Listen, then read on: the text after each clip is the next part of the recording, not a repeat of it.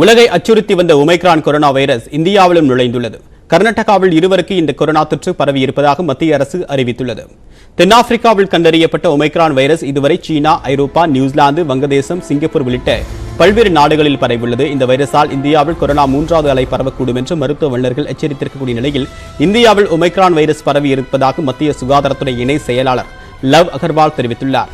டெல்லியில் செய்தியாளர்களிடம் பேசிய அவர், கர்நாடகாவில் இருவருக்கு ஒமைக்ரான் கொரோனா தொற்று உறுதியாகி இருப்பதாகவும் 66 வயது ஆண் ஒருவருக்கும் 46 வயது ஆண் ஒருவருக்கும் தொற்று உறுதியாகி இருப்பதாகவும் தெரிவித்துள்ளார். அதில் ஒருவர் தென்னாப்பிரிக்காவில் இருந்து வந்தவர் என்றும் ஒருவர் சுகாதார பணியாளர் என்றும் தெரிவிக்கப்பட்டுள்ளது. அவர்களுடன் தொடர்பில் இருந்தவர்களை கண்டறிந்து இருப்பதாகவும் கூறியுள்ளார். ஒமைக்ரான் பரவியதால் பொதுமக்கள் பதற்றமடைய வேண்டாம் என்றும் கேட்டுக் கொள்ளப்பட்டுள்ளது. हम आपसे यही कहना चाहेंगे कि जो दो केस पाए गए हैं उन दोनों केसेस को ओवरऑल प्रोटोकॉल के हिसाब से मैनेज किया गया है, उनके कॉन्टैक्ट ट्रेस किए जा रहे हैं। आपने जैसे इससे पहले पूछा, केसेस माइल्ड थे, उनमें कोई सीवियर सिम्टम नहीं थे। இதனிடையே ஒமைக்ரான் தொற்றால் பாதிக்கப்பட்டிருப்பதாக கூறப்படக்கூடிய 66 வயது நபர் ஒரு வாரத்திற்கு முன்பே துபாய் சென்று விட்டதாக கூறப்படுகிறது. கோவிட் நெகட்டிவ் சான்றிதழுடன் கர்நாடகாவிற்கு வந்த பிறகு விமான நிலையத்தில் நடத்தப்பட்ட பரிசோதனையில் கொரோனா பாதிப்பு கண்டறியப்பட்டது. அறிகுறிகள் எதுவும் இல்லாததால் அவர் வீட்டு தனிமையில் வைக்கப்பட்டிருந்தார். பிறகு மீண்டும் கொரோனா நெகட்டிவ் சான்றிதழுடன் விமான நிலையம் வந்த அவர் துபாய் சென்றார். அவருடைய மாதிரிகளை மரபணு வரிசைப்படுத்தியதில் ஒமைக்ரான் தொற்று கண்டுபிடிக்கப்பட்டுள்ளது. ஒமைக்ரான் பாதித்த மற்றொருவருடன் தொடர்பில் இருந்த 5 பேருக்கு கொரோனா தொற்று கண்டறியப்பட்டுள்ளது. ஒமைக்ரான் அச்சுறுத்தல் இருந்தாலும் வெளிமாநிலங்களிலிருந்து பேருந்து சேவையை நிறுத்த வேண்டிய அவசியம் ஏற்படவில்லை என்றும் கொரோனா தடுப்பு நடவடிக்கைகளை மக்கள் பின்பற்றினாலே போதும் என்றும் மருத்துவத்துறை அமைச்சர் மா சுப்பிரமணியன் தெரிவித்துள்ளார். ஹை ரிஸ்க் கண்ட்ரீஸ் என்று சொல்லப்படுகிற குறிப்பாக ஐரோப்பிய நாடுகள், தென்னாப்பிரிக்கா, ஹாங்காங், போட்ஸ்வானா, இஸ்ரேல் போன்ற 11 நாடுகளிலிருந்து வருபவர்களுக்கு முழுமையாக அவர்களுக்கு RT-PCR பரிசோதனை செய்து அவர்களுக்கு பரிசோதனைக்கான அந்த ரிசல்ட் வருகிற வரை அவர்கள் விமான நிலையங்களிலேயே இந்த ரிசல்ட் வருகிற அந்த 3-4 மணி நேரம் தங்க வைக்கப்பட்டிருக்க வேண்டும் என்றும் அறிவுறுத்தப்பட்டிருக்கிறது.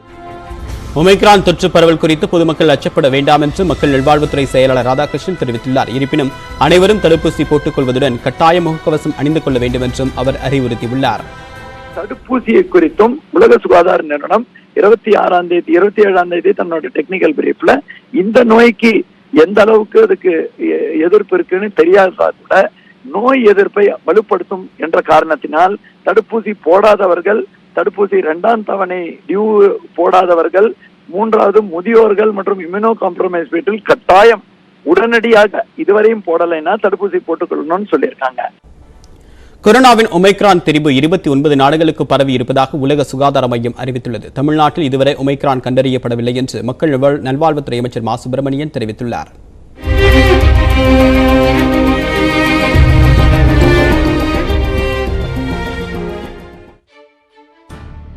அதிக பரவல் தன்மையையும் 30ற்கும் மேற்பட்ட திரிவுகளையும் கொண்ட ஒமைக்ரான் திரிவு கண்டறியப்பட்ட பின்னர் தென்னாப்பிரிக்காவில் தொற்றால் பாதிக்கப்படுபவர்களின் எண்ணிக்கை 2 மடங்காக அதிகரித்து வருகிறது. பாதிக்கப்பட்டவர்களில் 74% பேருக்கு ஒமைக்ரான் திரிவு இருப்பதும் அச்சத்தை ஏற்படுத்தியுள்ளது. இதனைத் தொடர்ந்து அமெரிக்கா, பிரிட்டன் உள்ளிட்ட சர்வதேச நாடுகள் தென்னாப்பிரிக்காவிற்கான விமான சேவைகளை ரத்து செய்துள்ளன. இதனால் மீண்டும் பொருளாதார சுணக்கம் ஏற்படும் நிலை உருவாகியுள்ளது. விமான சேவைகளை முடக்குவதால் மட்டுமே தொற்று பரவலை தடுத்து நிறுத்திவிட முடியாது என்று குறிப்பிட்டுள்ள ஐக்கிய நாடுகள் சபையின் பொதுச் செயலாளர் அன்டோனியோ குட்டரெஸ், அனைவருக்கும் தடுப்பூசி என்பதே தீர்வாக அமையும் என தெரிவித்துள்ளார். இதனிடையே தென்னாப்பிரிக்காவிலிருந்து மும்பை விமான நிலையம் வந்த பயணிகள் 4 பேருக்கு கொரோனா பாதிப்பு கண்டறியப்பட்டுள்ளது. இதேபோல் டெல்லி இந்திரா காந்தி விமான நிலையத்திற்கு வந்த 4 பேருக்கும் கொரோனா தொற்று உறுதி செய்யப்பட்டுள்ளது. அவர்கள் அனைவரும் லோக்நாயக் மருத்துவமனையில் சிகிச்சைக்காக அனுப்பி வைக்கப்பட்டனர். தென் Africa, Botswana, Namibia, Lesotho, Zimbabwe மற்றும் ஈஸ்வத்தினி நாடுகளை அதிக ஆபத்து நிறைந்த பட்டியலில் வகைப்படுத்தியுள்ள மகாராஷ்டிர மாநில அரசு அந்நாடுகளில் இருந்து வருவோர் அதற்கென ஒதுக்கப்பட்ட இடங்களில் 7 நாட்கள் கட்டாய தனிமைப்படுத்திக் கொள்ள வேண்டும் என உத்தரவிட்டுள்ளது. தமிழ்நாட்டை பொறுத்தவரை சென்னை விமான நிலையத்தில் தென்னாப்பிரிக்கா, சீனா, இஸ்ரேல், சிங்கப்பூர் உள்ளிட்ட 12 நாடுகளில் இருந்து வரும் பயணிகளுக்கு 2வது நாளாக பரிசோதனை நடத்தப்பட்டது. இனி அடுத்ததாக விரைவுச் செய்திகளை பார்க்கலாம். ஐக்கிய முற்போக்கு கூட்டணியே தற்போது இல்லை என்று திரிணாமுல் காங்கிரஸ் கட்சியின் தலைவர் மம்தா பானர்ஜி கூறியிருக்கிறார். 3 நாட்கள் சுற்றுப்பயணமாக மகாராஷ்டிரா சென்ற மம்தா பானர்ஜி சிவசேனா மற்றும் தேசியவாத காங்கிரஸ் கட்சியின் முக்கிய பிரமுகர்களை சந்தித்து பேசி வருகிறார். இதன் ஒரு பகுதியாக சரத்பவாரை சந்தித்த மம்தா பானர்ஜி பின்னர் செய்தியாளர்களை சந்தித்தார். அப்போது பேசிய அவர், நாட்டில் இனவாத சூழல் இருக்கிறது என்றார். இனவாத சூழலை எதிர்க்க வலுவான மாற்று தேவை என்று குறிப்பிட்டார். இதை தனியாக யாராலும் செய்ய முடியாது என்று மம்தா பானர்ஜி கூறியிருக்கிறார். முன்னதாக மும்பையில் முன்னாள் நீதிபதிகள் உள்ளிட்ட முக்கிய பிரமுகர்களை சந்தித்த மம்தா பானர்ஜி பாஜக ஒரு கொடூரமான ஜனநாயகமற்ற கட்சி என்று கூறினார். காங்கிரஸ் கட்சியை பலவீனமாக்க மம்தா பானர்ஜி செயல்பட்டு வருவதாகவும் மம்தாவிற்கு பின்னால் பிரதமர் நரேந்திர மோடி துணை நிற்பதாகவும் காங்கிரஸ் கட்சியின் மக்களவைத் தலைவர் அதிர் ரஞ்சன் சௌத்ரி விமர்சித்திருக்கிறார். காங்கிரஸ் தலைமையிலான ஐக்கிய முற்போக்கு கூட்டணி என்றால் என்னவென்று மம்தா பானர்ஜி கேள்வி எழுப்பிய நிலையில் இது தொடர்பாக காங்கிரஸ் கட்சியின் அதிர் ரஞ்சன் சௌத்ரி பேசியிருக்கிறார். 2012ஆம் ஆண்டிலேயே ஐக்கிய முற்போக்கு கூட்டணி அரசை மம்தா கவிழ்க்க முயற்சித்ததாக கூறினார். பாஜகவும் மம்தா பானர்ஜியும் இணைந்து வகுப்புவாத அரசியல் விளையாட்டை விளையாடி வருவதாகவும் காட்டமாக தெரிவித்திருக்கிறார்.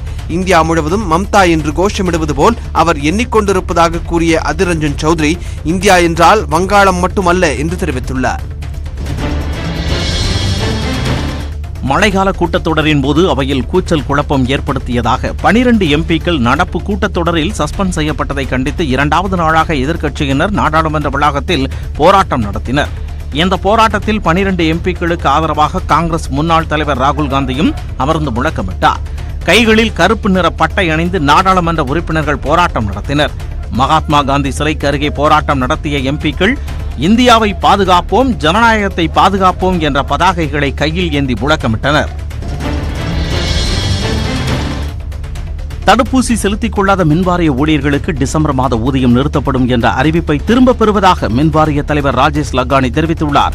மின்வாரிய ஊழியர்கள் அனைவரும் முதல் மற்றும் 2ஆம் தவணை தடுப்பூசியை வரும் 7ஆம் தேதிக்குள் செலுத்திக் கொள்ள வேண்டும் எனவும், அவ்வாறு தடுப்பூசி செலுத்தாத ஊழியர்கள் அலுவலர்களுக்கு டிசம்பர் மாத ஊதியம் நிறுத்தம் செய்யப்படும் எனவும் தெரிவிக்கப்பட்டிருந்தது.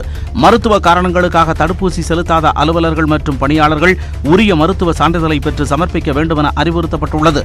இந்த நிலையில் ஊதிய நிறுத்தம் செய்யப்படும் என்ற அறிவிப்புக்கு ஊழியர்கள் கடும் எதிர்ப்பு தெரிவித்திருந்தனர். இதனையடுத்து ஊதியம் நிறுத்தம் செய்யப்படும் என்ற அறிவிப்பை திரும்பப் பெறுவதாக மின்வாரிய தலைவர் ராஜேஷ் லக்கானி தெரிவித்துள்ளார். தடுப்பூசியின் அவசியம் குறித்து ஊழியர்களிடையே விழிப்புணர்வை ஏற்படுத்தவே ஊதியம் நிறுத்தப்படும் என்று கூறியதாகவும், தற்போது அந்த அறிவிப்பை திரும்பப் பெறுவதாகவும் மின்வாரிய அதிகாரிகள் தெரிவித்துள்ளனர். காவல்துறையினரின் அத்துமீறல்கள் மீது உயர் அதிகாரிகள் கடும் நடவடிக்கை எடுக்காவிட்டால் காவல்துறை மீதான நன்மதிப்பிற்கும் மரியாதைக்கும் பாதிப்பு ஏற்படும் என சென்னை உயர்நீதிமன்றம் அறிவுறுத்தியுள்ளது. தன் மீதான நிலத்தகராறு புகாரில் கட்ட பஞ்சாயத்து செய்த உதவி ஆய்வாளர் மீது நடவடிக்கை எடுக்க கோரி நூர்நிஷா என்பவர் சென்னை உயர்நீதிமன்றத்தில் வழக்கு தொடர்ந்திருந்தார். திருவாரூர் புதக்குடியில் உள்ள தனக்கு சொந்தமான நிலத்தை வாங்க ஜவஹர் நிஷா உள்ளிட்ட 3 முன்தொகை கொடுத்த நிலையில் அத்துமீறி வீட்டிற்குள் புகுந்து பணம், நகை ஆகியவற்றை எடுத்துவிட்டு காவல் நிலையத்திலும் புகார் அளித்ததாக நூர்நிஷா அந்த மனுவில் குற்றம் சாட்டியிருந்தார். இந்த வழக்கில் வீட்டிற்குள் அத்துமீறி நுழைந்த குற்றச்சாட்டு நிரூபிக்கப்பட்டால் சம்பந்தப்பட்டவர்கள் மீது சட்டப்படி நடவடிக்கை எடுக்க வேண்டும் என்று தெரிவித்த நீதிபதி, கூத்தாநல்லூர் காவல் நிலைய உதவி ஆய்வாளர் மீதான புகாரை திருவாரூர் மாவட்ட எஸ்பி விசாரிக்கவும் உத்தரவிட்டார். கடலூரில் நள்ளிரவில் ஊருக்குள் புகுந்த முதலையால் பரபரப்பு ஏற்பட்டது. கடலூர் அருகே வெள்ளக்கரை ஆரம்ப சுகாதார நிலையத்தின் பின்புறம் ஒரு முதலை செல்வதை அப்பகுதி மக்கள் பார்த்துள்ளனர். புதருக்குள் அது மறைந்த நிலையில் உடனடியாக அவர்கள் வனத்துறைக்கு தகவல் கொடுத்தனர். இதையடுத்து சம்பவ இடத்திற்கு வந்த கடலூர் வனசரகர் அப்துல் ஹமீத் மற்றும் வன ஆர்வலர் செல்லா உள்ளிட்டோர் அந்த முதலை இருக்கும் இடத்தை கண்டுபிடித்தனர். 8 அடி நீளமும் 200 கிலோ எடையும் கொண்ட அந்த முதலை மீது வலை வீசிய நிலையில் ஆக்ரோஷமாக வாயை திறந்த முதலை அவர்களை கடிக்க முயன்றது. பின்னர் அதனை கட்டி கடலூர் வனசரக அலுவலகத்திற்கு எடுத்துச் சென்றனர்.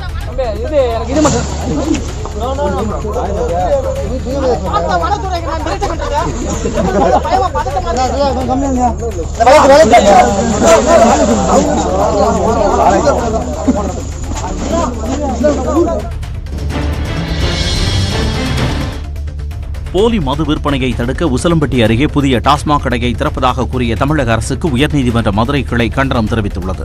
மதுரை மாவட்டம் கல்லூத்து கல்யாணிப்பட்டி வழக்கில் புதிய டாஸ்மாக் கடையை திறக்கும் முடிவுக்கு எதிராக உசிலம்பட்டியைச் சேர்ந்த கலாவதி என்பவர் பொதுநல வழக்கு தொடர்ந்தார்.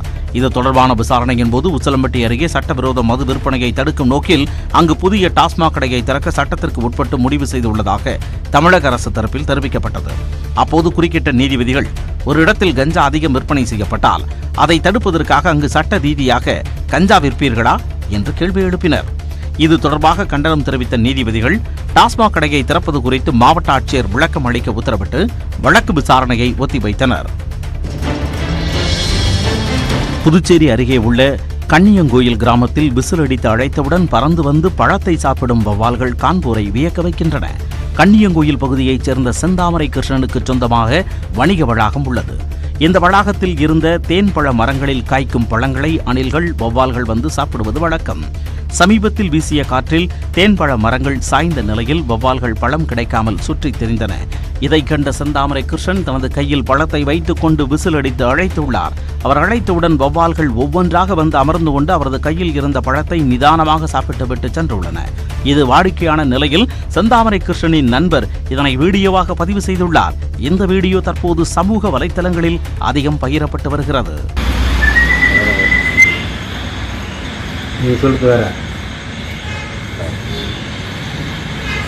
சாப்பிட்றது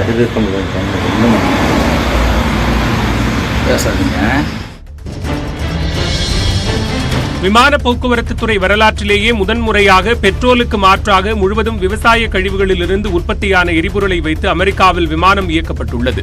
அமெரிக்காவில் பிரபலமான விமான நிறுவனமான யுனைடெட் ஏர்லைன்ஸ் நிறுவனம் இதனை சாத்தியமாக்கியுள்ளது. அமெரிக்காவின் சிகாகோவிலிருந்து வாஷிங்டனுக்கு 100 பயணிகளுடன் இயக்கப்படும் போயிங் 737 மேக்ஸ் 8 ரக விமானத்தில் இந்த எரிபொருள் பயன்படுத்தப்பட்டது. வேர்ல்ட் எனர்ஜி என்ற நிறுவனம் யுனைடெட் ஏர்லைன்ஸ் நிறுவனத்திற்கு இந்த உயிரி எரிபொருளை வழங்கியுள்ளது. வழக்கமான பெட்ரோலை போலவே இந்த எரிபொருளும் எந்தவித பாதிப்பும் இன்றி விமான என்ஜினில் இயங்கியதாக யுனைடெட் ஏர்லைன்ஸ் நிறுவனம் தெரிவித்துள்ளது. 21 வயதிற்கு உட்பட்டோருக்கான 12வது ஜூனியர் உலகக்கோப்பை ஹாக்கி போட்டியின் காலிறுதியில் பெல்ஜியம் அணியை வீழ்த்தி இந்திய அணி அரையிறுதிக்கு முன்னேறியுள்ளது. ஒடிசா தலைநகரான புவனேஸ்வரில் உள்ள கலிங்கா மைதானத்தில் இந்த காலிறுதிப் போட்டி நடந்தது. இதில் பலம் வாய்ந்த நடப்பு சாம்பியனான பெல்ஜியத்தை இந்தியா எதிர்கொண்டது. விறுவிறுப்பாக நடந்த போட்டியில் இந்திய அணி வீரர் சர்தானந்த் திவாரி 21வது நிமிடத்தில் பெனால்டி வாய்ப்பை பயன்படுத்தி கோல் அடித்தார். கடைசி வரை போராடியும் பெல்ஜியம் அணியால் கோல் அடிக்க முடியவில்லை. இதனால் ஆட்ட நேர முடிவில் இந்திய அணி 1-0 என்ற கோல் கணக்கில் வெற்றி பெற்று அரையிறுதி சுற்றுக்கு முன்னேறியுள்ளது.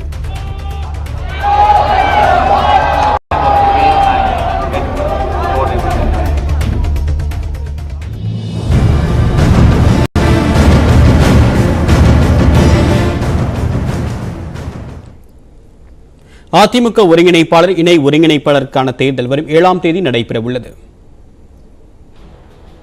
அதிமுக சட்ட விதியின்படி உட்கட்சி தேர்தலை 5 ஆண்டுகளுக்கு ஒருமுறை நடத்த வேண்டும். இந்த சூழலில் நேற்று நடந்த செயற்குழு கூட்டத்தில் அதிமுக ஒருங்கிணைப்பாளர் இணை ஒருங்கிணைப்பாளர் தேர்தல் முறையில் மாற்றம் செய்யப்பட்டது. அதன்படி பொதுக்குழுவுக்கு பதிலாக கட்சியின் உறுப்பினர்கள் ஒற்றை வாக்கு மூலம் 2 பதவிக்கானவர்களை தேர்வு செய்வார்கள் என விதி திருத்தப்பட்டது.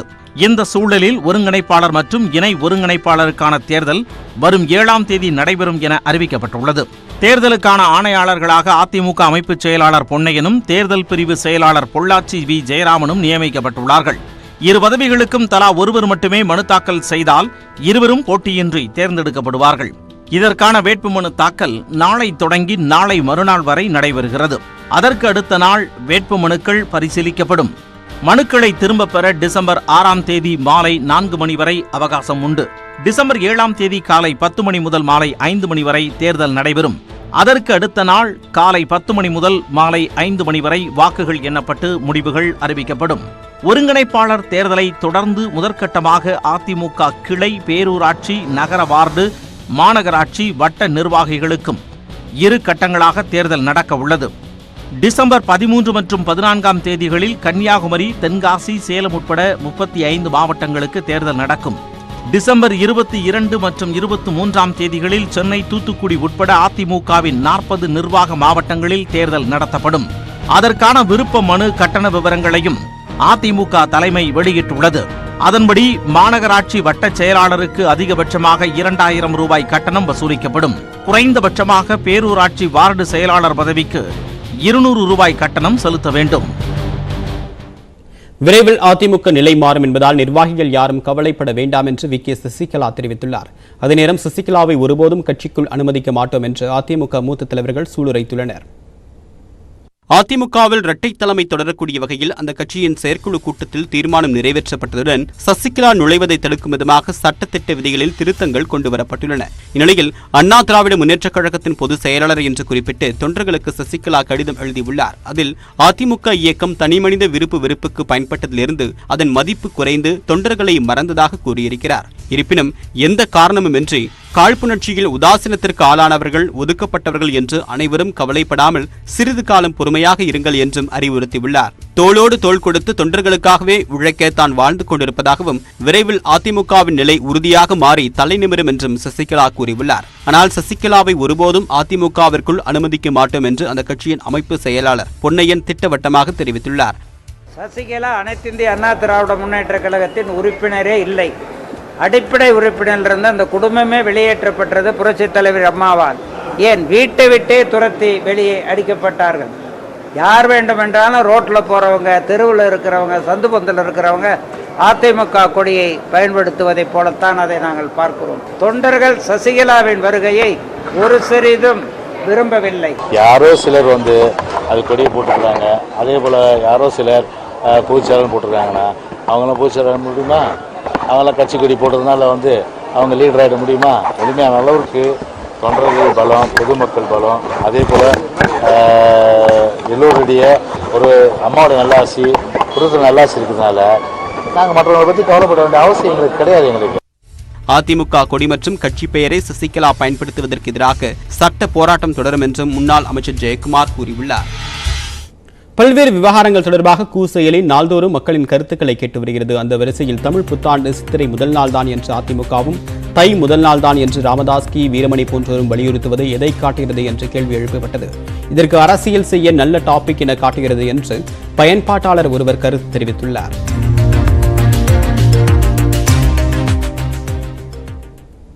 மேலும் பல்வேறு செய்திகளை பார்க்க இருக்கிறோம். குறிப்பாக நெல் முளைத்த வயலில் மழைநீரை சேமிக்கும் விவசாயி. விவரம் அறியலாம் ஒரு சிறு இடைவேளைக்கு பிறகு.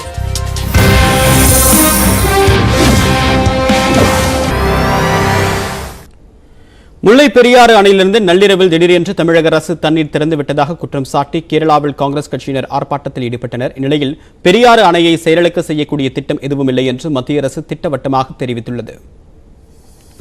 கேரளாவின் இடுக்கி மாவட்டத்தில் உள்ள முல்லைப்பெரியாறு அணையில் உச்சநீதிமன்றத்தால் அனுமதிக்கப்பட்டுள்ள நீர்த்தேக்க அளவான 142 அடியை செவ்வாய்க்கிழமை நள்ளிரவு எட்டியுள்ளது.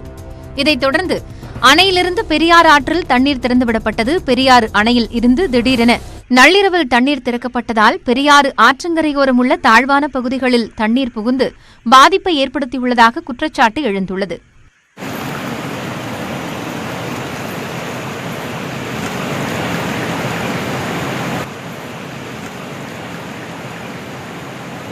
വെള്ളം വരും, അവിടെ വെള്ളം കൂടുമ്പോൾ ഈ റോഡിലെ വെള്ളം കയറുന്നത്. വെള്ളം കയറുമ്പോൾ ഞങ്ങൾക്ക് പോകാൻ മുന്നോട്ട് കടന്നു വരാൻ പറ്റില്ല. மேலும் தமிழக அரசை கண்டித்து கேரளாவில் இடுக்கி குமுளி தேசிய நெடுஞ்சாலையில் காங்கிரசார் ஆர்ப்பாட்டத்தில் ஈடுபட்டனர். அதைத் தொடர்ந்து வண்டிப்பெரியாறு காவல் நிலையத்திற்கு பேரணியாக சென்று புகார் அளித்தனர். മാറി താമസിക്കാനുള്ള മനുഷ്യന്റെ അവകാശം, ജീവിക്കാനുള്ള അവകാശം അത് വേണ്ടേ?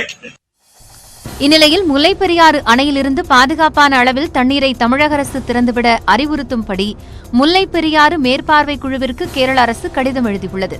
இதுகுறித்து அந்த மாநில தலைமைச் செயலாளர் ஜாய் எழுதியுள்ள கடிதத்தில் கடந்த 30ஆம் தேதி முல்லைப்பெரியாறு அணையில் இருந்து 9 ஷட்டர்கள் வழியாக 5700 கன அடி நீர் திறக்கப்பட்டதால் வண்டிப்பெரியாறு பகுதியில் வெள்ளப்பெருக்கு அதிகளவில் உள்ளதாகவும் மக்கள் மத்தியில் அச்சத்தை ஏற்படுத்தியதாகவும் குறிப்பிட்டுள்ளார். நிர்ணயிக்கப்பட்ட அளவை விட கூடுதலாக தண்ணீர் திறந்துவிட்டதாக குற்றம் சாட்டியுள்ள அவர் முல்லைப்பெரியாறு அணையில் நீர் வெளியேற்ற அளவையும் நீர் சேமிப்பையும் நிர்ணயிக்கப்பட்ட அளவில் தமிழகம் பின்பற்ற உத்தரவிட வேண்டும் என்று கேட்டுக் கொண்டுள்ளார். இதேபோன்று தமிழக முதலமைச்சர் ஸ்டாலினுக்கு கேரள முதலமைச்சர் பினராயி விஜயன் கடிதம் எழுதியுள்ளார். அதில் இரவு மற்றும் அதிகாலை நேரங்களில் அதிகாரிகள் உரிய முன்னெச்சரிக்கை அறிவிப்புகள் இன்றி முல்லைப்பெரியாறு அணையில் நீரை திறந்து விடுவதாக குற்றம் சாட்டியுள்ளார். எனவே போதிய முன்னறிவிப்பு செய்துவிட்டு அணையிலிருந்து பகல் நேரத்தில் தண்ணீரை திறக்க வேண்டும் என்றும் கரையோரம் வசிக்கும் மக்களின் கவலை மற்றும் அச்சத்திற்கு முற்றுப்புள்ளி வைக்க வேண்டும் எனவும் கேட்டுக் கொண்டுள்ளார். மேலும் காலநிலை மாற்றத்தை இரு மாநிலங்களும் ஒன்றிணைந்து எதிர்கொள்ள வேண்டும் என்று தமிழகத்திற்கு கேரள முதலமைச்சர் பினராயி விஜயன் அழைப்பு விடுத்துள்ளார். இந்த விவகாரம் குறித்து சென்னையில் செய்தியாளர்களிடம் பேசிய தமிழக நீர்வளத்துறை அமைச்சர் துரைமுருகன், உச்சநீதிமன்ற உத்தரவுப்படியே பெரியாறு அணையில் இருந்து தண்ணீர் திறந்துவிடப்பட்டதாக விளக்கமளித்தார். முல்லை பெரியாறு அணையிலிருந்து இரவில் தண்ணீர் திறந்து விட்டுருக்காங்க. இனிமேல் நாங்கள் நீதிமன்றத்தை நாடப்போவதில்லை, தமிழகத்தை கண்டித்து ஒரு மிகப்பெரிய போராட்டத்தை நடத்த போறோம்னு சொல்லி அங்க இருக்கக்கூடிய நீர்வளத்துறை அமைச்சர் சொல்லியிருக்கிறாரு. அவரு போராட்டம் இருக்கிறது நடத்தட்டும், நான் வேணான்னு சொல்ல. ராத்திரி 8 மணிக்கு வர்ற தண்ணீர் ஒரு அளவு என்றால் 11 மணிக்கு வருகிற தண்ணீர் அளவு அதிகமாகிறது. அப்பொழுது நாங்கள் அப்படியே விட்டுவிட்டால் 145, 146 அடிக்கு போகும். அப்போ உயர்நீதிமன்றத்தினுடைய ஆணையை நாங்கள் மீறியதாகும். அதனால்தான் அந்த மாதிரி நிலைமை ஏற்படக்கூடாது என்பதற்காகத்தான் கண்ணும் கருத்துமாக உட்கார்ந்து எந்த நேரத்தில் இரவா பகலா என்ற 142 அடியை மீறுகிறது என்றால் அந்த தண்ணீரை நாங்கள் திறந்து விடுகிறோம். இதற்கிடையே கேரளாவில் முல்லைப்பெரியாறு உள்ளிட்ட எந்த அணையையும் செயலிழக்கச் செய்யும் திட்டம் இல்லை என நாடாளுமன்றத்தில் மத்திய அரசு எழுத்துப்பூர்வமாக பதிலளித்துள்ளது. நாடாளுமன்றத்தில் எர்ணாகுளம் எம்பி ஹிபி ஆடன் எழுப்பிய கேள்விக்கு எழுத்துப்பூர்வமாக பதிலளித்த மத்திய ஜல்சக்தி இணையமைச்சர் பிஸ்வேஸ்வர் துடு, முல்லைப்பெரியாறு அணையின் உறுதித்தன்மை குறித்து நிபுணர் குழுவின் மேற்பார்வையில் பரிசோதனை நடத்தப்பட்டதாக குறிப்பிட்டுள்ளார். வடிவமைப்பிலும் புவியியல் ரீதியிலும் முல்லைப்பெரியாறு அணை பாதுகாப்பாகவும் பலமாகவும் உள்ளதாகவும் மத்திய குழுவின் அறிக்கை அடிப்படையில் உச்சநீதிமன்றமும் 2014ஆம் ஆண்டு இதை உறுதி செய்துள்ளது என்றும் அமைச்சர் கூறியுள்ளார். மத்திய அரசு கொண்டு வந்துள்ள அணை பாதுகாப்பு மசோதா திமுக, அதிமுக கட்சிகளின் எதிர்ப்புகளுக்கிடையே மாநிலங்களவையில் நிறைவேற்றப்பட்டுள்ளது. நாடு முழுவதும் ஒரே சீரான அணை பாதுகாப்பு நடைமுறைகளை கடைபிடிக்க வழிவகை செய்யக்கூடிய அணை பாதுகாப்பு மசோதா மக்களவையில் கடந்த ஆண்டு நிறைவேற்றப்பட்டது. இந்நிலையில் மாநிலங்களவையில் ஜல்சக்தித்துறை அமைச்சர் கஜேந்திர சிங் ஷெகாவத் மசோதாவை தாக்கல் செய்தார். மசோதாவின் மீது பேசிய திமுக எம்பி திருச்சி சிவா, அணை பாதுகாப்பு மசோதா அரசியல் சாசனத்திற்கு எதிராக உள்ளதாகவும் அதனை தேர்வுக் குழுவிற்கு அனுப்ப வேண்டும் என்றும் வலியுறுத்தினார். So, sir, in the path of many other bills that have been passed in which we have made our reservation, this is also another bill, sir. On any account, federalism cannot be crippled, states' powers cannot be encroached or transgressed. So, sir, I urge that this bill have to be referred to a select committee. பாஜகவின் கூட்டணி கட்சியான அதிமுகவும் மசோதாவிற்கு எதிர்ப்பு தெரிவித்தது. கூட்டாட்சி தத்துவத்தின் அடிப்படையே அணை பாதுகாப்பு மசோதா மீறுவதாக அதிமுக எம்பி நவநீத கிருஷ்ணன் கூறியுள்ளார். This dam safety bill is inherently defective. It is having contradictory and impermissible, arbitrary, unfair clauses. Congress, Trinamool Congress, Biju Janata தளம் உள்ளிட்ட கட்சிகளும் அணை பாதுகாப்பு மசோதாவுக்கு எதிர்ப்பு தெரிவித்தன. மார்க்சிஸ்ட் கம்யூனிஸ்ட் கட்சியின் கேரள எம்பி சிவதாசன் பாரதியார் பாடல்களை குறிப்பிட்டு மசோதாவுக்கு எதிர்ப்பு தெரிவித்தார். Great leader Bharatiyar told Bharata Samudayam வாழ்க வாழ்க உலகத்த சமுதாயம் உலகத்துக்கு ஒரு புதுமை, இந்த உலகத்துக்கு ஒரு புதுமை. Sir, an unparalleled society without discrimination is a novelty to the world. So, sir, the great poet Bharatiyar add, எல்லாரும் ஒரு குலம், எல்லாரும் ஒரு குலம், எல்லாரும் இந்திய மக்கள். Sir, எல்லாரும் இந்திய மக்கள். We all are the citizens of the nation. Then he added another point, எல்லாரும் இந்நாட்டு மன்னர், எல்லாரும் இந்நாட்டு மன்னர், எல்லாரும் இந்நாட்டு மன்னர். பிறகு பேசிய அமைச்சர் கஜேந்திர சிங் ஷெகாவத், மசோதா நிறைவேற்றப்பட்டால் தமிழ்நாடு, கேரளா உள்பட எந்த மாநிலமும் நீதிமன்றம் செல்ல தேவை இருக்காது என்று கூறினார். பிறகு தேர்வுக் குழுவிற்கு அனுப்ப வேண்டுமா என்பது குறித்து குரல் வாக்கெடுப்பு நடத்தப்பட்டது. அதில் அனுப்ப வேண்டாம் என்று அரசுக்கு ஆதரவாக 80 பேர் வாக்களித்தனர். அதனைத் தொடர்ந்து அணை பாதுகாப்பு மசோதா நிறைவேற்றப்பட்டது. இந்தியா முழுவதும் ஒரே சீரான அணை பாதுகாப்பு நடைமுறைகளை கடைபிடிக்க அணை பாதுகாப்பு மசோதா வழிவகை செய்கிறது. மசோதா நிறைவேற்றப்பட்டால் தேசிய அணைகள் பாதுகாப்பு ஆணையம் அமைக்கப்படும். அந்த ஆணையம் அணை பாதுகாப்பு கொள்கைகளை உருவாக்கி தேவைப்படக்கூடிய வரைமுறைகளை பரிந்துரை செய்யும். அணைகள் பாதுகாப்பு குறித்த நெறிமுறைகள், அணைகளின் தரம் ஆகியவற்றை வகுப்புவதிலும் பங்கு வகிக்கும். மாநிலங்கள் மற்றும் மாநில அணை பாதுகாப்பு அமைப்புகளுக்கு தொழில்நுட்ப மற்றும் மேலாண்மை உதவிகளை வழங்கும். புதிய அணைகளின் ஆய்வு, வடிவமைப்பு, கட்டுமான பணிகளை ஒப்படைக்க தகுதியிருக்கக்கூடிய நிறுவனங்களுக்கான அங்கீகாரத்தை தேசிய அணை பாதுகாப்பு ஆணையம் வழங்கும். மாநிலங்களுக்கு இடையே தீர்க்கப்படாமல் இருக்கக்கூடிய பிரச்சனைகளுக்கும் தீர்வு காணும். முல்லை பெரியாறு, பரம்பிக்குளம், துணுக்கடவு, பெருவாரி பள்ளம் ஆகிய 4 அணைகள் கேரளாவில் அமைந்துள்ளன. இருப்பினும் அந்த அணைகளை இயக்கி பராமரிக்கக்கூடிய அதிகாரம் தமிழ்நாடு அரசுக்கு தான் உள்ளது. அணை பாதுகாப்பு மசோதா நடைமுறைக்கு வந்தால் இந்த 4 அணைகள் தொடர்பான தகவலை கேரளாவிடம் தமிழக அரசு பகிர்ந்து கொள்ள வேண்டும்.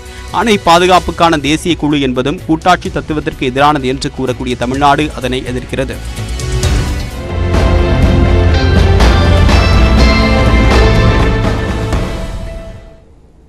தூத்துக்குடியில் வெள்ள பாதிக்கப்பட்ட பகுதிகளில் முதலமைச்சர் மு க ஸ்டாலின் நேரில் ஆய்வு மேற்கொண்டு பொதுமக்களிடம் குறைகளை கேட்டறிந்தார். தூத்துக்குடியில் பெய்த கனமழையில் தாழ்வான பகுதிகளில் உள்ள குடியிருப்புகளில் வெள்ள நீர் சூழ்ந்தது. இதையடுத்து மீட்புப் பணியில் ஈடுபட்ட மாநகராட்சி நிர்வாகம் ராட்சத மின் மோட்டார் மூலமாக தேங்கிய நீரை வெளியேற்றி வருகிறது. ஆனால் நிலத்தடி நீர்மட்டம் உயர்ந்ததால் பல்வேறு பகுதிகளில் மழைநீர் வடியாமல் உள்ளது. இதனால் தங்களின் இயல்பு வாழ்க்கை கடுமையாக பாதிக்கப்பட்டிருப்பதாக கூறி மக்கள் கருத்து தெரிவித்துள்ளனர். இது தொடர்பாக தூத்துக்குடி சென்றிருக்கக்கூடிய முதலமைச்சர் மு க ஸ்டாலின் முதலில் பிரையன் நகர் பகுதியில் ஆய்வு மேற்கொண்டார். அவருடன் கனிமொழி எம்பி, அமைச்சர்கள் KN நேரு, கீதா ஜீவன் உள்ளிட்டோரும் சென்றனர். அப்போது அங்கிருக்கக்கூடிய தெருக்களில் நடந்தே சென்று பொதுமக்களிடம் முதலமைச்சர் குறைகளையும் கேட்டறிந்தார். அத்துடன் பலரும் அளித்த கோரிக்கை மனுக்களையும் பெற்றுக்கொண்டு உரிய தீர்வு காணப்படும் என்றும் உறுதியளித்தார்.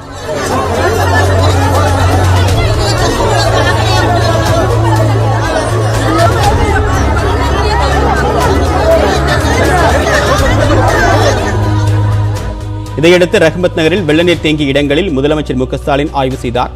மழைநீரில் இறங்கி நடந்தே சென்று பாதிக்கப்பட்ட மக்களையும் சந்தித்தார். அப்போது ஆண்டுதோறும் பருவமழையில் ரஹ்மத் நகரில் வெள்ளநீர் தேங்குவதாகவும் பொதுமக்கள் கூறினர்.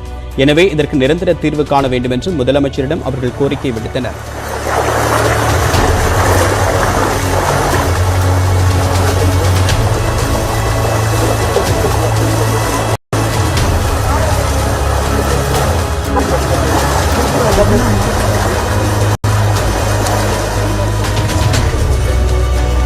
அத்துடன் தூத்துக்குடி எட்டயபுரம் சாலையில் உள்ள மண்டபத்தில் நலத்திட்ட உதவிகள் வழங்கக்கூடிய நிகழ்ச்சி நடைபெற்றது. இதில் பங்கேற்ற முதலமைச்சர் 3000 பேருக்கு நிவாரணப் பொருட்களையும் வழங்கினார்.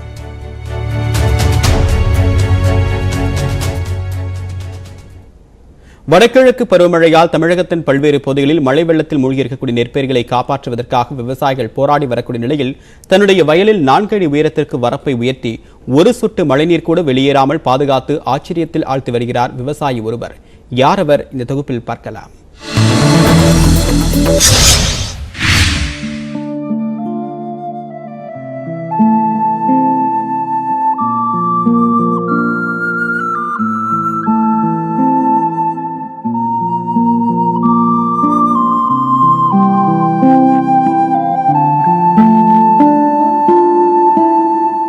மயிலாடுதுறை மாவட்டம் ஆக்கூர் கிராமத்தை சேர்ந்த விவசாயி பாலமுருகன் தனக்கு சொந்தமான 3 ஏக்கர் நிலத்தில் மாப்பிள்ளை சம்பா, சீரக சம்பா, கருப்பு கவுனி ஆகிய பாரம்பரிய நெல் ரகங்களை பயிரிட்டுள்ளார். இதற்காக தனது வயலை ஆழப்படுத்தி வயலின் வரப்புகளை 4 அடி உயரத்திற்கு உயர்த்தி அமைத்துள்ளார். இதன் மூலம் மழை நீரை ஒரு சொட்டு கூட வெளியில் விடாமல் நிலத்தில் சேமித்து வைத்துள்ளார். கடந்த 40 ஆண்டுகளுக்கு மேலாக தமிழர் வேளாண்மை முறையில் விவசாயம் செய்து வரும் தனது ஆசான் ஞான பிரகாசத்தின் ஆலோசனைப்படி பாலமுருகன் பாரம்பரிய நெல் ரகங்களை பயிரிட்டுள்ளார். மழை நீரை வரப்பு உயர தேக்கி வைப்பதால் தண்ணீர் பஞ்சம் என்ற நிலையை ஏற்படாது என்று கூறுகிறார் ஞான பிரகாசம். ஒரே ஒரு குருத்தை மட்டும் நீட்டிட்டு இருக்கு. என்ன அர்த்தம்னா நான் ஏந்திரிச்சு வெளியில வருவேன்னு அர்த்தம். இன்னும் கொஞ்ச நாள் கழிச்சு, இன்னும் ஒரு 1 மாசமோ 2 மாசமோ கழிச்சு வந்து பாத்தீங்கன்னா இந்த வயல்ல நீங்க எங்க நிக்கிறீங்கன்னே தெரியாது. இந்த பாரம்பரிய நெல் ரகங்கள்லாம் 6 அடி 8 அடி உயரம் வளரும். அதனால அதுக்கு தண்ணீர் ஒரு பிரச்சனையே கிடையாது. பாரம்பரிய ரகங்களை நடவு செய்துள்ளதால் விவசாயி பாலமுருகனுக்கு களை எடுத்தல், உரமிடுதல், பூச்சி மருந்து தெளித்தல் போன்ற எந்த செலவும் இல்லை. கடந்த ஆண்டு இவர் மாப்பிள்ளை சம்பா ரக நெல்லை பயிரிட்டு ஏக்கருக்கு 20 மூட்டை நெல்லினை அறுவடை செய்துள்ளார். பின்னர் சோதனை முயற்சியாக அதில் 1 ஏக்கரில் பயிரிடப்பட்ட நெற்பயிரை அழிக்காமல் அப்படியே வைத்துள்ளார். அந்த பயிர்கள் 2ஆம் ஆண்டாக நிகழாண்டும் செழித்து வளர்ந்து பசுமையாக காட்சியளிக்கிறது. ஒரு துளி தண்ணீர் கூட வெளியில போகாம இந்த ஆண்டு சேமிக்கப்பட்டிருக்கு. இந்த மாதிரி தமிழ்நாடு முழுவதும் நீரை ஏன் சேமிக்க கூடாது? இந்த அழிந்து போன விவசாயிகள் எல்லாம் நீரை வடிக்கிறதுனால நெல்லு பயிரை மேட்டிலிருந்து பள்ளத்தை நோக்கி ஓடி வர்ற நீர், பள்ளத்து வயலில் இருக்கிற நீரை அடிச்சு சாய்க்கிறதுனால தான் நெல்லு பயிர் செத்து போகுது. நீரை நிறுத்தி வளைஞ்சாதாங்க நெல் அரிசியே மனித உடம்புக்குள்ள போகும்போது நோயற்ற ஒரு நிலையை உருவாக்க முடியும். அறுவடை செய்யும் முன்னரே முன்பதிவு செய்யும் வாடிக்கையாளர்களுக்கு விற்பனை செய்ய முடியாத அளவுக்கு பாரம்பரிய அரிசிக்கு தேவை அதிகளவில் உள்ளதாகவும் விவசாயிகள் அதிகளவில் பாரம்பரிய நெல்லை பயிரிடும் பட்சத்தில் அதன் விலை குறைய வாய்ப்பிருப்பதாகவும் ஞானப்பிரகாசம் தெரிவிக்கிறார். மழை நீர்லேயே விளையுது. அந்த மாதிரி உருவாக்கினாலும் கூட இவருக்கு ஏற்படுற கொஞ்சம் செலவு அதிகத்தினால இவர் என்ன செய்றாரு, கொஞ்சம் விலையை அதிகமாக தான் வைக்கிறாரு. ஆனால் இவர் விற்கிற விலை அதை விட பல மடங்கு கொடுக்க மக்கள் தயாராகிறாங்க. இவர் 80 ரூபா 85 ரூபா விற்கிறாரு. 100 ரூபாய்க்கு மேலே கூட இந்த அரிசி கொடுக்க ஆட்கள் இருக்காங்க இவர்கிட்ட. ஆனால் தானியம் இல்லை. விவசாயிகள் தங்கள் வயல்களில் வரப்புகளை உயர்த்தி பாரம்பரிய நெல் ரகங்களை பயிரிட வேண்டும் என்றும் நவீன ரக நெல்லை உற்பத்தி செய்யும் விவசாயிகளுக்கு ஞானப்பிரகாசம் அழைப்பு விடுக்கிறார்.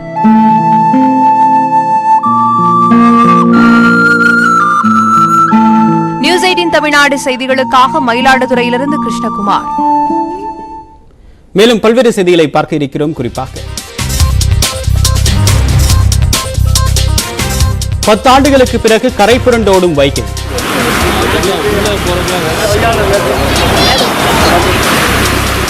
விவரம் அறியலாம் ஒரு சிறிய இடைவேளைக்கு பிறகு.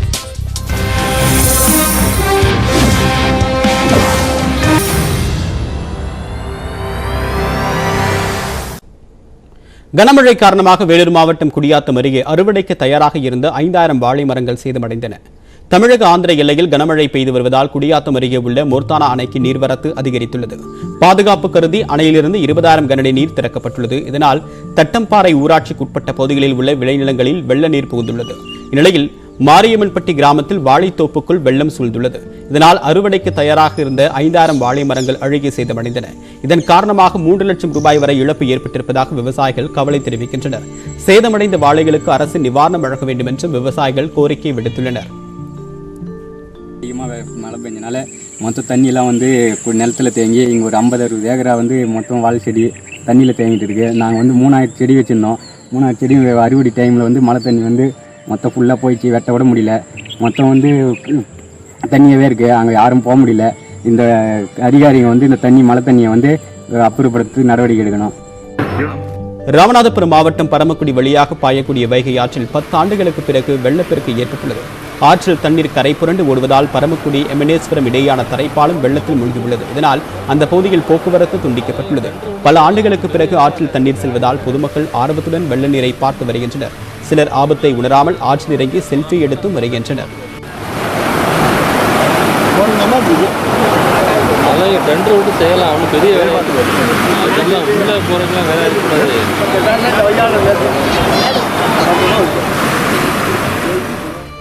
சீர்காழி அருகே 5000 ஏக்கர் நிலப்பரப்பில் பயிரிடப்பட்ட சம்பா நெற்பயிர்கள் நீரில் மூழ்கி அழுகியுள்ளன. கொள்ளிடம் அருகே உள்ள வேட்டங்குடி, திருக்கருக்காவூர், குன்னம் உள்ளிட்ட கிராமங்களில் சாகுபடி செய்யப்பட்டிருந்த நெற்பயிர்கள் முழுமையாக நீரில் மூழ்கியுள்ளன. இந்த பகுதியில் உப்பனாற்றில் கட்டப்பட்டு வந்த கதவணை திட்டங்கள் கிடப்பில் போடப்பட்டிருப்பதாலும் தற்போது பெய்து வரக்கூடிய மழையால் தண்ணீர் வடிவதில் சிக்கல் ஏற்பட்டு உப்பனாற்றின் கரை உடைந்ததாலும் பாசன வாய்க்கால் வழியாக மழைநீருடன் உப்பு நீரும் கலந்து விவசாய விளைநிலங்களுக்குள் புகுந்து பாதிப்பை ஏற்படுத்தியுள்ளது. இதனால் வடிகால்களை சரிவர தூர்வாரவும் கிடப்பில் போடப்பட்ட கதவணைகளை கட்டித்தரவும் விவசாயிகள் கோரிக்கை விடுத்துள்ளனர். விருதுநகர் மாவட்டத்தில் மூதாட்டியின் உடலை அடக்கம் செய்ய ஆற்று வெள்ளத்தை போராடி கடந்த பொதுமக்கள் பாலம் கட்டி தருமாறு கோரிக்கை விடுத்துள்ளனர். வைகை அணை திறப்பின் காரணமாக திருச்சுழி அருகே உள்ள உலக்குடி கிருதுமால் நதியில் வெள்ளம் கரை புரண்டு ஓடுகிறது. இந்நிலையில் திருமாணிக்கநேந்தல் கிராமத்தை சேர்ந்த பாலாயி என்ற மூதாட்டி வயது 30 உயிரிழந்தார். அவருடைய உடலை அடக்கம் செய்ய உலக்குடி சுடுகாட்டிற்கு கிருதுமால் நதியை கடந்து வரவேண்டிய சூழ்நிலையில் இடுப்பளவு நீரில் 1 மணி நேரத்திற்கு மேலாக போராடி ஆற்று வெள்ளத்தை கடந்து இறந்தவரின் உடலை கரை சேர்த்தனர். மழைக்காலங்களில் ஆற்றை கடந்து செல்ல முடியாததால் பாலம் அமைத்து தருமாறு பொதுமக்கள் கோரிக்கை விடுத்துள்ளனர்.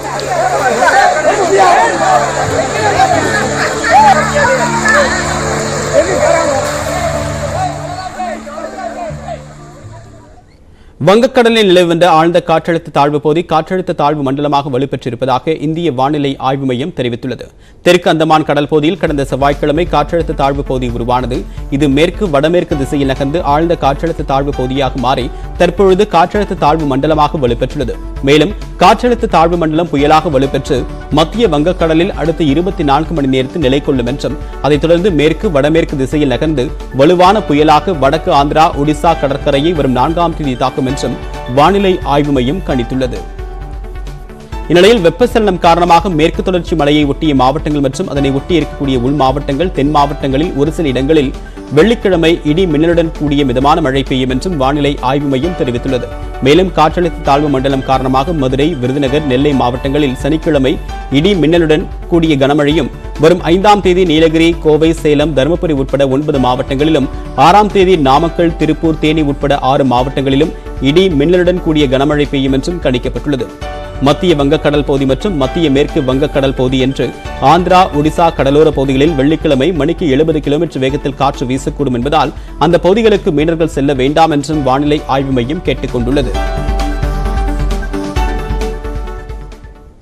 இனி அடுத்ததாக விரைவுச் செய்திகளை பார்க்கலாம். டெல்லியில் அதிகரித்துள்ள காற்று மாசு காரணமாக வெள்ளிக்கிழமை முதல் அனைத்து பள்ளிகளும் மூடப்படுவதாக டெல்லியின் சுற்றுச்சூழல் துறை அமைச்சர் கோபால் ராய் அறிவித்துள்ளார். தீபாவளியை அடுத்து ஏற்பட்ட அதிகப்படியான காற்று மாசு காரணமாக டெல்லியில் பள்ளிகள் கடந்த 13ஆம் தேதி மூடப்பட்டன. நிலைமை ஓரளவு சீரடைந்ததால் கடந்த திங்கட்கிழமை மீண்டும் பள்ளிகள் திறக்கப்பட்டன. இந்த சூழலில் காற்று மாசு விவகாரத்தில் அரவிந்த் கெஜ்ரிவால் அரசு திறம்பட செயல்படவில்லை என்று உச்சநீதிமன்ற தலைமை நீதிபதி NV ரமணா கருத்து தெரிவித்திருந்தார். 24 மணி நேரத்தில் காற்று மாசுபாட்டிற்கு காரணமானவர்கள் மீது கடுமையான நடவடிக்கை எடுக்க வேண்டும் என்று கெடு விதித்தார். இந்த நிலையில் பள்ளிகளை மூட டெல்லி அரசு உத்தரவிட்டுள்ளது. கூடங்குளம் அணுமின் நிலையத்தில் புதிய அலகுகளின் கட்டுமான பணிகள் விரைந்து முடிக்கப்பட்டு வருவதாக மத்திய அரசு நாடாளுமன்றத்தில் தெரிவித்துள்ளது. கூடங்குளம் அணுமின் நிலையத்தின் 3வது மற்றும் 4வது அலகுகளில் நடந்து வரும் பணிகள் எந்த நிலையில் உள்ளது என்று மாநிலங்களவை MP ராஜேஷ்குமார் நாடாளுமன்றத்தில் கேள்வி எழுப்பினார். இதற்கு பதிலளித்துள்ள மத்திய அமைச்சர் ஜிதேந்திர சிங், ஏற்கனவே கட்டி முடிக்கப்பட்ட அலகுகளின் மூலம் தேவையான மின்சாரம் தயாரிக்கப்பட்டு வருவதாக கூறினார். 3-4 அலகுகளின் பணிகள் முடிந்துள்ள நிலையில் 5 மற்றும் 6ஆம் அலகுகளின் பணிகள் தற்போது தீவிரப்படுத்தப்பட்டுள்ளதாக மத்திய அரசு தெரிவித்துள்ளது. வருமானத்திற்கு அதிகமான சொத்து சேர்த்த வழக்கில் சிக்கிய மாசு கட்டுப்பாட்டு வாரியத்தின் முன்னாள் தலைவர் வெங்கடாச்சலம் தற்கொலை செய்து கொண்டார். 2019ஆம் ஆண்டு அதிமுக ஆட்சியில் மாசு கட்டுப்பாட்டு வாரியத்தின் தலைவராக நியமிக்கப்பட்ட வெங்கடாச்சலம் வருமானத்திற்கு அதிகமாக சொத்து சேர்த்ததாக புகார் எழுந்தது. கடந்த செப்டம்பர் மாதம் சென்னையில் இவரது வீடு, அலுவலகங்களில் லஞ்ச ஒழிப்புத்துறையினர் சோதனை நடத்தினர். அதில் பல லட்சம் ரூபாய் பணம், தங்கம் உள்ளிட்ட பொருட்கள் கைப்பற்றப்பட்டன. இந்நிலையில் சென்னை வேளச்சேரி தலைமை செயலக காலனியில் உள்ள வீட்டில் வெங்கடாச்சலம் தூக்கிட்டு தற்கொலை செய்து கொண்டார். இச்சம்பவம் குறித்து வழக்கு பதிவு செய்த போலீசார் விசாரணை நடத்தி வருகின்றனர். தமிழ்நாடு பேரிடர் மேலாண்மை இயக்குநராக இருந்த சுப்பையன் ஆவின் மேலாண் இயக்குநராக நியமிக்கப்பட்டுள்ளார். தமிழகத்தில் IAS அதிகாரிகளை இடமாற்றம் செய்து தலைமை செயலாளர் இறையன்பு வெளியிட்டுள்ள உத்தரவில் ஆவின் மேலாண் இயக்குநராக இருந்த கந்தசாமி பேரிடர் மேலாண்மை இயக்குநராகவும், நீலகிரி ஆட்சியராக இருந்த இன்னசென்ட் திவ்யா தமிழ்நாடு திறன் மேம்பாட்டு நிறுவன இயக்குநராகவும் நியமிக்கப்பட்டுள்ளதாக தெரிவித்துள்ளார். தேமுதிக மாவட்ட செயலாளர்கள் கூட்டம் வரும் 10ஆம் தேதி நடைபெறும் என அக்கட்சித் தலைவர் விஜயகாந்த் தெரிவித்துள்ளார். இது தொடர்பாக அவர் வெளியிட்டுள்ள அறிக்கையில், சென்னை கோயம்பேட்டில் உள்ள தலைமை அலுவலகத்தில் திங்கட்கிழமை காலை 10 மணிக்கு மாவட்ட செயலாளர்கள் கூட்டம் நடைபெறவுள்ளது என்றும், அதில் நகர்ப்புற உள்ளாட்சி கட்சியின் வளர்ச்சி போன்ற பல்வேறு முக்கிய விஷயங்கள் குறித்து கலந்தாலோசிக்கப்படும் என்றும் தெரிவித்துள்ளார். நகர்ப்புற உள்ளாட்சி தேர்தலில் தேமுதிக தனித்து போட்டியிடும் என அக்கட்சி ஏற்கனவே அறிவித்துள்ளது குறிப்பிடத்தக்கது. சென்னை VGP பொழுதுபோக்கு பூங்கா விபத்தில் சிக்கி சிறுமி உயிரிழந்த சம்பவம் தொடர்பாக மறு விசாரணைக்கு உத்தரவிடப்பட்டுள்ளது. இந்த வழக்கு தொடர்பாக சென்னை உயர்நீதிமன்றத்தில் வழக்கு தொடர்ந்த காஞ்சிபுரம் மாவட்டத்தைச் சேர்ந்த பாபு 2016ஆம் ஆண்டு VGPயில் ராட்சத ராட்டின விபத்தில் சிக்கி காயமடைந்த தனது மகள் சிகிச்சை பலனின்றி உயிரிழந்ததாக கூறினார். ஆனால் பொழுதுபோக்கு நிறுவனத்திற்கு ஆதரவாக குற்றப்பத்திரிகை தாக்கல் செய்ததாக முறையிட்டார். இதையடுத்து DSP அந்தஸ்தில் உள்ள அதிகாரி ஒருவரை நியமித்து இந்த வழக்கை மீண்டும் விசாரிக்க வேண்டும் என்றும், வழக்கை 12 வாரங்களுக்குள் விசாரித்து முடிக்க வேண்டும் என சென்னை மாநகர காவல் ஆணையருக்கு நீதிபதி உத்தரவிட்டார். மதுரை காமராஜர் பல்கலைக்கழக முன்னாள் தேர்வாணையர் வீட்டில் நடத்தப்பட்ட லஞ்ச ஒழிப்பு சோதனையில் பல்வேறு ஆவணங்கள் கைப்பற்றப்பட்டுள்ளதாக தகவல் வெளியாகியுள்ளது. உசிலம்பட்டியை சேர்ந்த ரவி மதுரை காமராஜர் பல்கலைக்கழகத்தில் 2017ஆம் ஆண்டு முதல் 2020ஆம் ஆண்டு வரை தேர்வாணையராக பணியாற்றி வந்தார். அக்காலத்தில் அவர் வருமானத்திற்கு அதிகமாக சொத்து சேர்த்ததாக லஞ்ச ஒழிப்புத் துறையினருக்கு தகவல் கிடைத்தது. இதையடுத்து சங்கம்பட்டி காந்தி நகரில் உள்ள ரவி வீட்டில் நேற்று சோதனை நடத்தப்பட்டது. 8 மணி நேரம் நடத்தப்பட்ட சோதனையில் வருமானத்திற்கு அதிகமாக 2,90,00,000 ரூபாய் சொத்து சேர்த்ததாக தகவல் வெளியாகியுள்ளது. மேலும் ரவி தனது மனைவி, மகள், மருமகன் பெயரில் சொத்துக்கள் வாங்கியதாகவும் லஞ்ச ஒழிப்புத்துறை தரப்பில் கூறப்படுகிறது. ஆப்கானிஸ்தானில் குளிர்காலம் நெருங்கி வரும் நிலையில் லட்சக்கணக்கான மக்கள் பட்டினியை எதிர்கொள்ள நேரிடும் என்று ஐக்கிய நாடுகளின் உலக உணவு திட்ட அமைப்பு எச்சரித்துள்ளது. தாலிபான்கள் ஆட்சி பொறுப்பேற்ற பின்னர் ஆப்கானிஸ்தானில் பெரும்பாலானோர் வறுமை நிலைக்கு தள்ளப்பட்டுள்ளனர். பால்க் மாகாணத்தில் உணவிற்காக மக்கள் தங்களது உடைமைகள், கால்நடைகள், வீடு ஆகியவற்றை வரிசையாக விற்றதாகவும் தற்போது அவர்களிடம் விற்பதற்கு எதுவும் இல்லை என்றும் அங்குள்ள மருத்துவர் ஒருவர் தெரிவித்துள்ளார். ஆப்கானிஸ்தானில் கடந்த ஆண்டு 90 லட்சம் பேருக்கு உலக உணவு திட்டம் மூலமாக உதவிகள் கிடைத்துள்ளன. நடப்பாண்டில் இது 1,40,00,000 பேராக உயர்ந்துள்ளது. அடுத்த ஆண்டு 2,30,00,000 பேருக்கு உதவி வழங்க இலக்கு நிர்ணயிக்கப்பட்டுள்ளது. தேசிய அளவிலான ஃபெடரேஷன் கோப்பை எரிபந்து போட்டியில் சாம்பியன் பட்டம் வென்ற தமிழ்நாடு ஆண்கள் மற்றும் மகளிர் அணி வீரர் வீராங்கனைகளுக்கு விளையாட்டுத்துறை அமைச்சர் ரங்கநாதன் வாழ்த்து தெரிவித்துள்ளார். ஜார்க்கண்ட் மாநிலம் தன்பாத்தில் 31வது ஃபெடரேஷன் கோப்பை எரிபந்து போட்டி கடந்த சில நாட்களுக்கு முன்பு நடைபெற்றது. இதன் இறுதிப் போட்டிகளில் டெல்லி அணிகளை வீழ்த்தி தமிழ்நாடு ஆடவர் மற்றும் மகளிர் அணிகள் சாம்பியன் பட்டத்தை கைப்பற்றின. இதையடுத்து சென்னை திரும்பிய வீரர் வீராங்கனைகள் இளைஞர் நலன் மற்றும் விளையாட்டுத்துறை அமைச்சர் ரங்கநாதனை சந்தித்து வாழ்த்து பெற்றனர். சீனாவின் முன்னாள் துணை பிரதமர் மீது டென்னிஸ் வீராங்கனை பெங் ஷுவாய் பாலியல் புகார் தெரிவித்திருந்த நிலையில் அடுத்த ஆண்டு நடைபெறுவதாக இருந்த டென்னிஸ் போட்டித் தொடரை மகளிர் டென்னிஸ் சங்கம் ரத்து செய்துள்ளது. பெங் ஷுவாய்க்கு ஆதரவு தெரிவிக்கும் வகையில் சீனாவில் நடக்கவிருந்த போட்டித் தொடரை ரத்து செய்வதாக அந்த சங்கத்தின் தலைவர் ஸ்டீவ் சைமன் தெரிவித்துள்ளார். விளையாட்டின் மூலம் கிடைக்கும் வருவாயை விட பெங் ஷுவாயின் நலன் மிக முக்கியம் என்று மகளிர் டென்னிஸ் சங்கம் தெரிவித்துள்ளது. சீன வீராங்கனைக்கு ஆதரவாக டென்னிஸ் தொடர் ரத்து செய்யப்பட்டதை பிரபல வீராங்கனைகளான பெட்ரா கிவிட்டோவா மற்றும் ஷெல் பிராஜஸ் ஆகியோர் ஆதரவு தெரிவித்துள்ளனர். வரி ஏய்ப்பு செய்த பணத்தை கொண்டு சரவணா ஸ்டோர் குழுமம் அதிக அளவில் தங்கத்திலும் தமிழகத்தின் பல்வேறு பகுதிகளில் இடங்களை வாங்கி குவித்தும் முதலீடு செய்திருப்பதாக தகவல் வெளியாகியுள்ளது.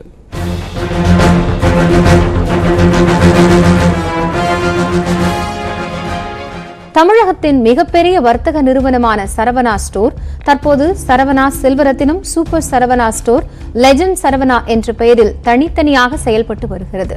சரவணா செல்வரத்தினம், சூப்பர் சரவணா ஸ்டோர் ஆகிய நிறுவனங்கள் கடந்த 2019ஆம் ஆண்டு முதல் வரி ஏய்ப்பு செய்து வருவதாக வருமான வரித்துறைக்கு தகவல் கிடைத்தது. இதையடுத்து சென்னை தியாகராய நகர், புரசைவாக்கம், குரோம்பேட்டை, போரூர் ஆகிய பகுதிகளில் உள்ள சூப்பர் சரவணா ஸ்டோர் கடைகளில் நேற்று முதல் வருமான வரித்துறை அதிகாரிகள் சோதனை செய்து வருகின்றனர். இதேபோல் சென்னை தியாகராய நகர், மதுரையில் உள்ள சரவணா செல்வரத்தினம் நிறுவனத்திற்கு சொந்தமான கடைகள், அலுவலகங்கள், வீடுகளிலும் அதிகாரிகள் சோதனையிட்டு வருகின்றனர். தற்போது வரை நடைபெற்ற சோதனையில் 2 நிறுவனங்களும் கடந்த 2 ஆண்டுகளாக பல கோடி ரூபாய் வரி ஏய்ப்பு செய்ததாகவும் அந்த பணத்தில் அதிகளவில் தங்கங்களை வாங்கியதாகவும் தகவல் வெளியாகியிருக்கிறது. இதேபோல் வரி ஏய்ப்பு செய்த பணத்தில் தமிழகத்தின் பல்வேறு மாவட்டங்களில் கோடிக்கணக்கான ரூபாயில் நிலம் வாங்கி குவித்துள்ளதாக வருமான வரித்துறை வட்டாரங்கள் தெரிவிக்கின்றன. வருமான வரித்துறை சோதனை நடைபெறும் கடைகளில் வாடிக்கையாளர்களுக்கு 2ஆம் நாளாக அனுமதி மறுக்கப்பட்டுள்ளது. திருப்பதி திருமலை மலைப்பாதையில் பாறைகள் உருண்டு விழுந்த நிலையில் 2வது நாளாக சுழற்சி முறையில் ஒரு பாதையில் மட்டுமே வாகன போக்குவரத்து அனுமதிக்கப்பட்டு வருகிறது. திருப்பதி திருமலை இடையான மலைப்பாதையில் நேற்று ராட்சத பாறைகள் உருண்டு விழுந்தன. இதனால் திருப்பதி ஏழுமலையான் கோவிலுக்கு பக்தர்கள் செல்வதில் சிக்கல் ஏற்பட்டுள்ளது. 2 மலைப்பாதைகளில் முதல் மலைப்பாதையில் மட்டும் போக்குவரத்து அனுமதிக்கப்பட்டுள்ளது.